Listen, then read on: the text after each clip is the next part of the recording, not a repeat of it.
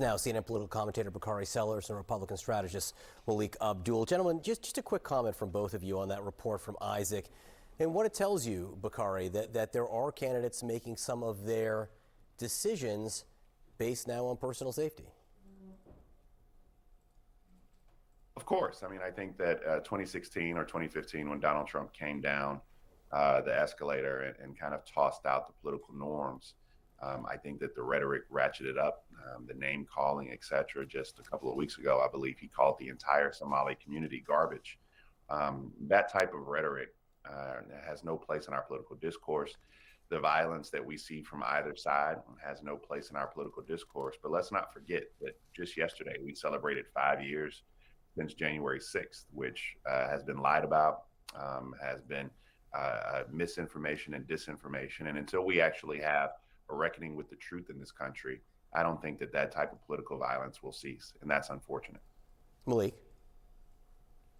Yeah, I don't think that it has anything to do with the reckoning in the country. Remember, it was Steve Scalise. He was one of the first members of Congress in recent years. I think that was back in 2016-15, who was almost assassinated. The same thing happened with Donald Trump. I condemn, and we should all condemn, political violence on both sides of the aisle, but we know that neither side is interested in ratcheting down any of the commentary that leads to the toxic culture that we currently have today. I hold both sides accountable for it, even though many of my colleagues on the left would like to excuse some of the actions and language of the Democratic Party, of Democrats, while focusing on Donald Trump.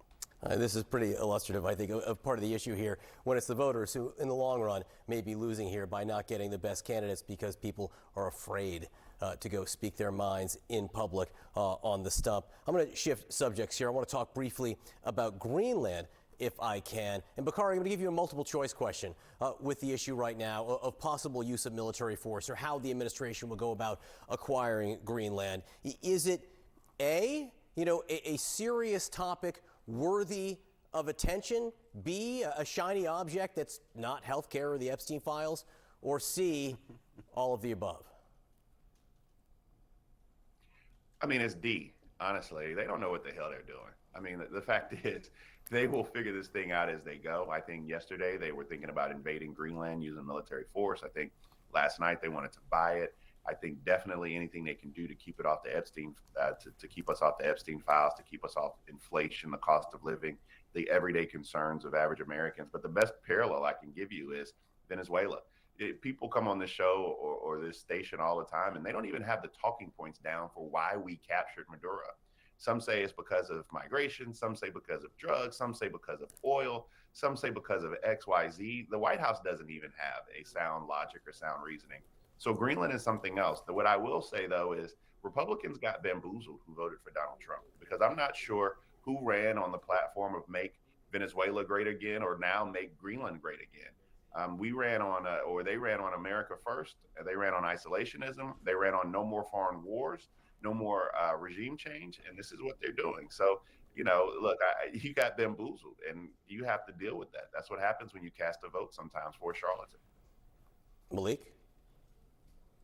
Yeah, well, I wasn't bamboozled at all, and many people, even here in the country, in the Republican Party, even though we have criticisms, because, that's what you can do within your own party, is criticize your party, where we may have criticisms of Trump's actions, of what happened in Venezuela. I believe it was the Biden administration who put a $25 million bounty on Maduro's head. So the reason that we went in there is to actually get him out of power. As far as Greenland is concerned, I think this is a lot of bluster from the Trump administration, but it isn't a new idea. I believe that going back to maybe the early 19th or something century, the United States has posed this idea of buying Greenland. So this is something that has happened over and over again, of course, in the first Trump administration, Trump 1.0, and now in this administration. If anything, I believe that the United States will still propose some type of financial incentive for Greenland in a country of 54,000 people to actually buy the island. But I don't think that there will be any sort of military action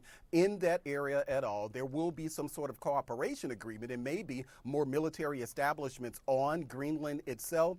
But I don't think that we have to worry about the United States military invading essentially a NATO ally. So overnight, the administration froze $10 billion in child care funding to 5 Democratic-led states. One of them is Minnesota. Leave Minnesota out of this. But 4 Democratic-led states that are not Minnesota, and there are no accusations or evidence about funds being misused there. $10 billion being withheld in child care and social services funding. 20 seconds to each of you. Malik, is this a worthy endeavor, or is this politics here?